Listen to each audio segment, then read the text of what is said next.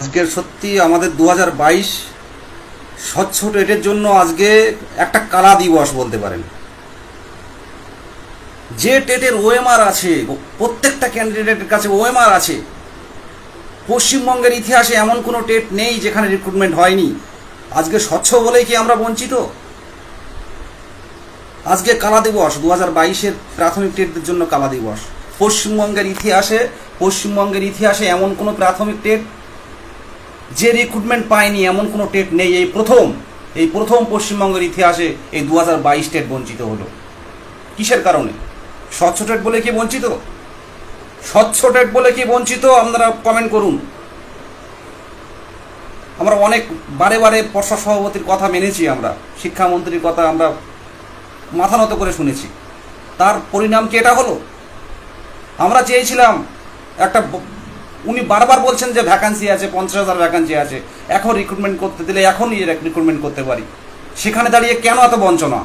এই কালা দিবসে আজকে শিক্ষক, হবু শিক্ষক প্রতীকী কালি মেখে প্রতিবাদ করছি আমরা। দেখতে পাচ্ছেন না, চিন্তায় স্ট্রোকে মারা যাচ্ছে। আমাদের বাকি কি আছে? আর মরেই তো আছে, আর বাকি কি আছে? নতুন যারা টেট 22-এ তো সবাই এক্সাম দিয়েছে, 22-এ সবাই তো টেট, মানে 22-24 ডিএলএড সেশনও টেট দিয়েছে। এত স্বচ্ছ টেট তো বাংলায় ছিল না, হয়েছে। সেই টেটটা রিক্রুটমেন্ট না দিয়ে নতুন করে একটা রেজাল্ট আউট করার প্রসেসে চলে গেলাম। আজকে এই প্রতীকী প্রতিবাদ 2022 প্রাথমিক টেট উত্তীর্ণদের পক্ষ থেকে, এই প্রতীকী প্রতিবাদ কালি মেখে কিন্তু আমি করছি। আপনারা এই প্রতিবাদে অংশগ্রহণ করুন।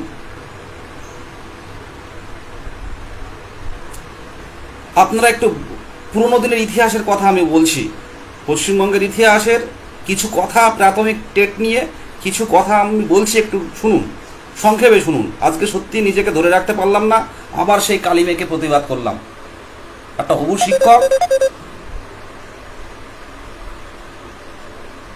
সমাজে আমরা জাতির মেরুদণ্ড, আগামী দিনের প্রজন্মকে আমরা সঠিক শিক্ষার পথে এগিয়ে নিয়ে যাব। তারা যদি দীর্ঘদিন ধরে বঞ্চিত থাকে, এর থেকে তো মৃত্যুর সমান। 2017 সাল থেকে 2022 দীর্ঘ 5 বছরের রাজ্যে কোনো প্রাথমিক টেট হয়নি। ডিসেম্বর মাসে টেট হলো প্রাথমিক টেট। দুবার রিক্রুটমেন্টের কথা ছিল, দুবার রিক্রুটমেন্ট আজও পর্যন্ত হলো না। আইনি জটিলতাটা কিসের কারণে? সেটাও পর্ষদের দোষ, সেটাও পর্ষদের কারণে আইনি জটিলতা। এটা আমাদের দোষ নয়, এটা আমাদের দোষ নয়। কেন বঞ্চিত হব আমরা কেন বঞ্চিত হব? এর জন্য আমরা কেন, পর্ষদের ভুলে আমরা কেন বঞ্চিত হব?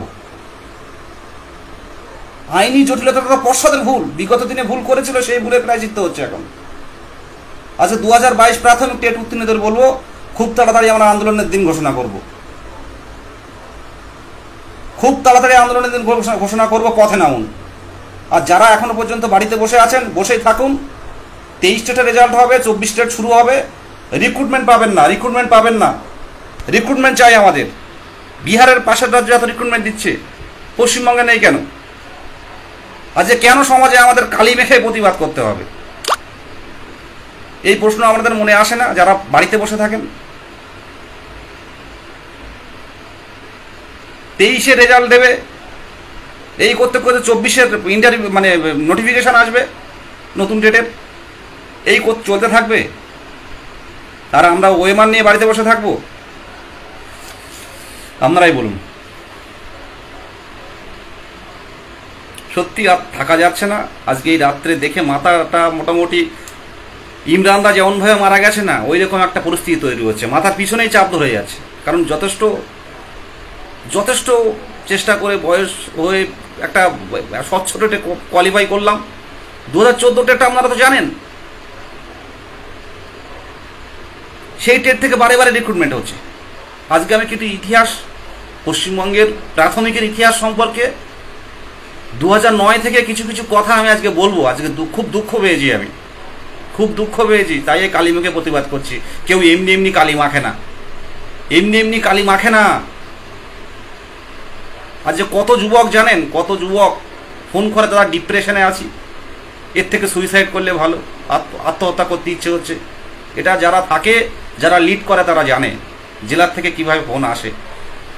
এগুলো এমনি অন্য কেউ বুঝতে পারবে না, কিন্তু যারা লিড করে, নেতৃত্ব দেয়, তারা জানে যে প্রত্যেকটা জেলার ছেলেমেয়েরা কত অসহায়, কত অসহায় ডিপ্রেশনে ভুগছে। আমরা কাকে জানাবো? একটা নির্বাচিত সরকারকে যদি বারবার বলি, আজকেও শিক্ষামন্ত্রীর সাথে কথা হলো ভোটের পর নিয়োগ দেব, সেটা কোথায়? আজকে আমি কিছু ইতিহাস ঘোষণা, মানে ইতিহাস কিছু, মানে যেগুলো প্রাথমিকের ইতিহাস, আমি কিছু কথা বলবো, বেশি আলোচনা করব না। সত্যি আজ কষ্ট লাগছে, মানে কষ্ট তো এমনই লাগছে, তো হাওয়া করে কাঁদতেও পাচ্ছি না, এই কষ্ট বুক ফাটা কষ্ট, আর পাচ্ছি না, সত্যি আর পাচ্ছি না। 2012 সালে 34,559 শূন্যপদ ছিল। 2012 সালে 34,559 শূন্যপদ ছিল। বেশি কিন্তু কোয়ালিফাই করেনি, নিয়োগ পায় 17,000-এর মতো, 16,000 থেকে 17,000-এর মতো নিয়োগ পায়। আপনারা শুনবেন, 2012 সালে 34,559টা শূন্যপদ ছিল, নিয়োগ পায় 17,000 কিংবা 16,000-এর মতো নিয়োগ পায়। 2009 সালের হিসাবটা বলছে, ডিপিএসসি পারপোজ যেহেতু হতো, উত্তর 24 পরগনায় 2605, মালদায় 1320, হাওড়ায় একটা যথেষ্ট ভ্যাকান্সি ছিল, দক্ষিণ 24 পরগনা 1,834 প্লাস 5%। 2009 গেল। 2014 থেকে, মানে 16-র বিজ্ঞপ্তি 42,949। ভাবুন, মামা, দাদা, কাকা, ভাইপো, ভাইজি এক জায়গায় বসে, ব্যাংক থেকে ফর্ম নিয়ে ম্যানুয়ালি এক জায়গায় বসে সবাই পাস করেছে। আমি সবাইকে বলবো না, কিছু কিছু শ্রেণী পাস করেছে, আপনার বাড়ির পাশেও করতে পারে। সেখান থেকে নিয়োগ দিয়েছে 2016 সালের বিজ্ঞপ্তি অনুসারে 42,949, 42,949 জন। 2014 টেট, যার ওএমআর খুঁজে পাওয়া যাচ্ছে না। তারপরে সেই টেট থেকে, এই দুর্নীতির টেট থেকে, যার কোনো কিছুই নেই, আবার 2022 সালে রিক্রুটমেন্ট, 2020 সালে রিক্রুটমেন্ট দিল, 16,500। রাতারাতি রিক্রুটমেন্ট। তৎকালীন পর্ষদ সভাপতির কাছে আমি জিজ্ঞাসা করেছি, তৎকালীন সেক্রেটারির সাথে জিজ্ঞাসা করেছি, বলছে আমরা রিক্রুটমেন্ট করব না। কিন্তু হঠাৎ করে দেখলাম রাতারাতি 16,500 রিক্রুটমেন্ট দেখলাম, যেখানে বিএডরাও ঢুকে আছে, ডিএলএডরাও সুযোগ পেয়েছে। 16,500 রাতারাতি রিক্রুটমেন্ট। তাহলে 2014 সালে একবার হলো 42,949, একবার হলো 16,500, একই টেট থেকে দুবার নিয়োগ। আর 22-এ 600 টেট বলে বসে রয়েছে। 22 কেন বসে থাকবে? 22 কেন বসে রয়েছে? 2014 টেটে কি আছে? মধু আছে।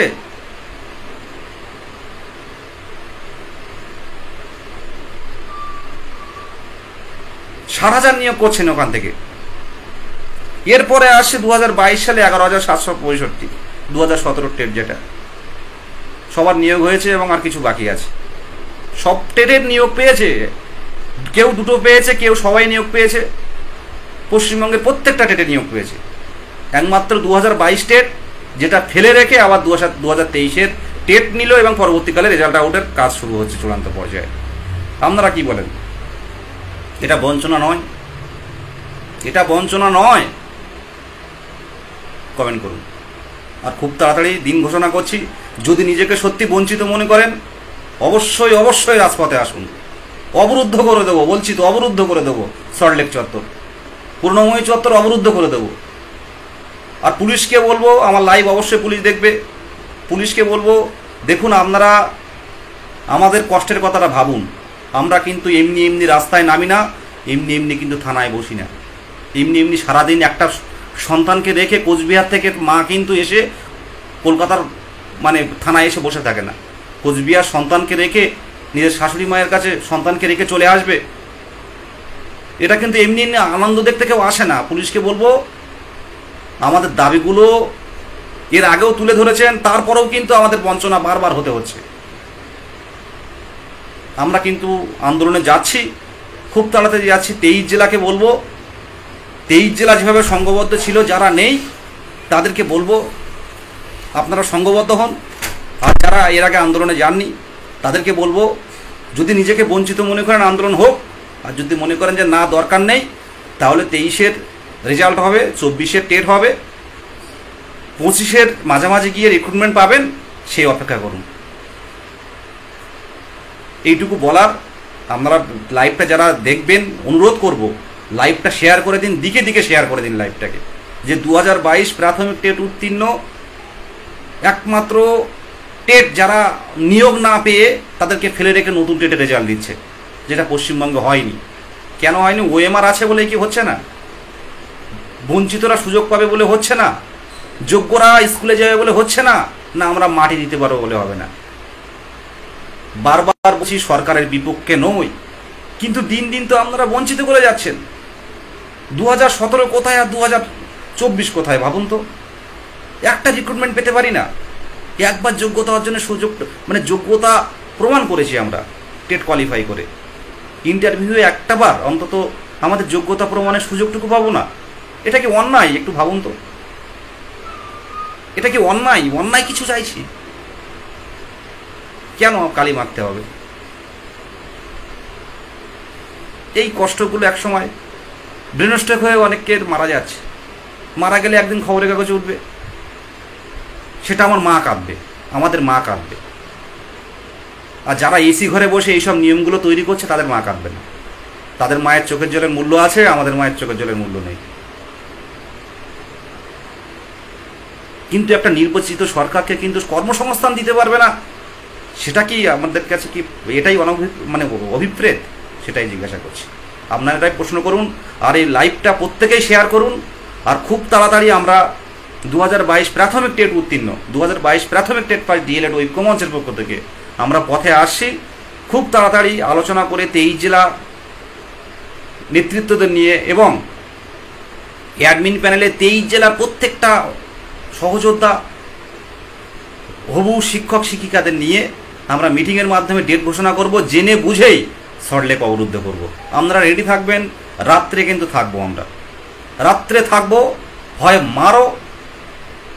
মারো নয় আমাদের কিছু দাও, অস্তিত্ব হারিয়ে যাচ্ছে, মেরে দাও, না হলে আমাদেরকে কর্মসংস্থান দাও, একটাই কথা। কারণ আর কিছু হারানোর নেই আমাদের। দাঁতে দাঁত চেপে প্রতিজ্ঞা করুন, মানসিকভাবে প্রস্তুতি নিন, খুব তাড়াতাড়ি আবার আসছি। সবাইকে সংগ্রামী অভিনন্দন, সবাইকে সংগ্রামী অভিনন্দন। লড়াই করুন, কেউ লড়াই থেকে হেরে যাবেন না, কেউ এই রেজাল্ট দেখে কেউ নিজেকে হারিয়ে যাবেন না, পৃথিবী থেকে হারিয়ে যাবেন না। অনেকেই ডিপ্রেশনে আছেন, অনেকে টেক্সট করছে, আমার দেখা সম্ভব হচ্ছে না, তবু বলবো সামনের দিনে অবশ্যই আমাদের হকের দাবি ছিনিয়ে আনবো। আপনারা লড়াই জারি রাখুন, কেউ জীবনযুদ্ধে হারবেন এই কথাটুকু নিয়ে আসবেন না। আপনার হকের দাবি, যোগ্যদের দাবি, সেটা ছিনিয়ে আনতে হবে। কারণ এইটুকু ভাবুন, পর্ষদ বলুন, ডিপিএসসি বলুন, বিশাল বিশাল ইমারত বলুন, যদি সাধারণ চাকরি প্রার্থীদের, যোগ্য প্রার্থীদের যদি কর্মসংস্থান না হয়, কি মূল্য আছে বলুন? কত স্বপ্ন তো দিনের পর দিন হারিয়ে যাচ্ছে। তাই বলবো লড়াই জারি রাখুন। সংক্ষেপে বলে শেষ করলাম, সংগ্রামী অভিনন্দন। খুব তাড়াতাড়ি আমরা একটা ডেট ঘোষণা করছি, রাজপথে দেখা হবে। অবশ্যই অবশ্যই বঞ্চিতদের হয়ে, আমরা বঞ্চিত, আমাদের যত নিপীড়ন করুন না কেন, আমরা কিন্তু রাজপথে যাচ্ছি। অনেক দিন ওয়েট করেছি, অনেক দিন পুলিশ অফিসাররা বারে বারে রিকোয়েস্ট করেছে যখন আন্দোলনে আসবেন না, তারপরেও দেখলাম যে আমাদেরকে বঞ্চিত করা হলো। এই কষ্ট বলার না, এই কষ্ট সত্যি করে বলছি, এই খুব টেনশান, এটা খুব টেনশান। এরপরে এই রেজাল্টটা দিলে এর প্রসেস করতে করতে একটা এই লাস্ট হয়ে যাবে, তারপর আবার নতুন ডেট ঘোষণা হবে। এ মাথাটা পাগল হয়ে যাচ্ছে, মাথা একদম পুরো ঠিক থাকছে না। পথে নামুন। এই গোটা এক বছর প্রায় 1-2 মাস হচ্ছে যেভাবে আন্দোলন করেছি 23 জেলা মিলে আমরা, এই আন্দোলন পশ্চিমবঙ্গের ইতিহাসে কেউ করেনি। একটাবার কষ্ট হয় না? তো এবার দেখুন ছাত্র সমাজ, হবু চাকরি প্রার্থীদের কত বড় ক্ষমতা। পথে আসছি, দেখা হবে।